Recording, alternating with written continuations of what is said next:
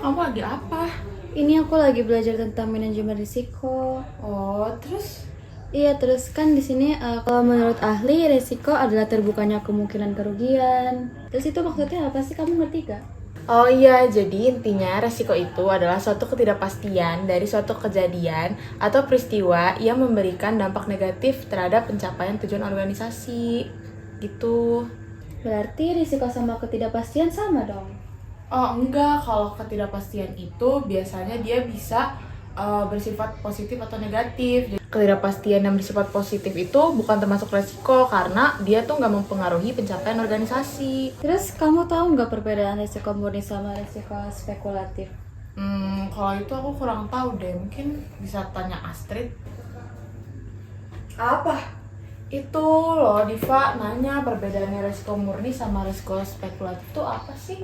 Ya kamu tahu nggak sih? Oh itu. Yang pertama risiko murni ya sama risiko spekulatif. Mungkin aku jelasin dulu untuk risiko murni ya. Nah risiko murni ini biasanya bahasa Inggrisnya pure risk. Terus ini tuh apa sih?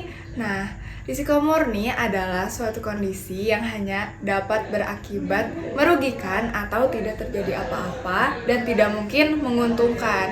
Sedangkan risiko spekulatif atau speculative risk adalah suatu keadaan yang dihadapi biasanya oleh perusahaan yang dapat memberikan keuntungan maupun kerugian. Jadi dua-duanya bisa terjadi gitu guys.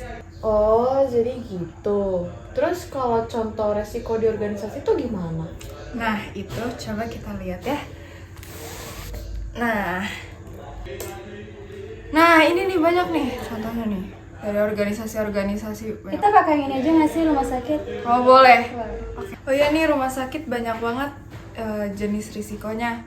Yang pertama, ada risiko keuangan dan kekayaan negara. Penjelasannya, risiko yang berkaitan dengan kondisi fiskal pemerintah yang meliputi berbagai kondisi ekonomi makro serta kondisi keuangan negara. Terus ini ada juga contoh dari kasusnya nih. Jadi salah satunya adalah risiko kredit. Jadi itu ketika pembayaran dari pasien atau asuransi tertunda. Yang kedua ada nih risiko kebijakan.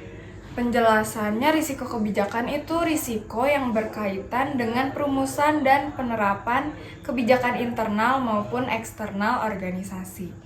Ini contoh sederhananya itu perubahan kebijakan dalam privasi dan keamanan data di rumah sakit karena itu bisa berdampak pada biaya kepatuhan dan risiko pelanggaran data. Terus ada juga yang ketiga, risiko kepatuhan. Itu penjelasannya adalah risiko yang berkaitan dengan ketidakpatuhan internal maupun eksternal organisasi terhadap peraturan yang berlaku. Terus contoh kasusnya adalah kepatuhan terhadap regulasi farmasi dan pengendalian obat di rumah sakit. Wah, banyak juga ya ini contoh-contohnya. Kita bisa baca nih. Banyak banget. Iya, banyak ya. Oh ya guys, makasih banyak ya, aku jadi ngerti. Iya, sama-sama. Sama-sama. Selamat belajar. Itu ada nelpon. Mana? Oh iya, bentar ya, aku angkat dulu. Aku juga duluan ya. Oke.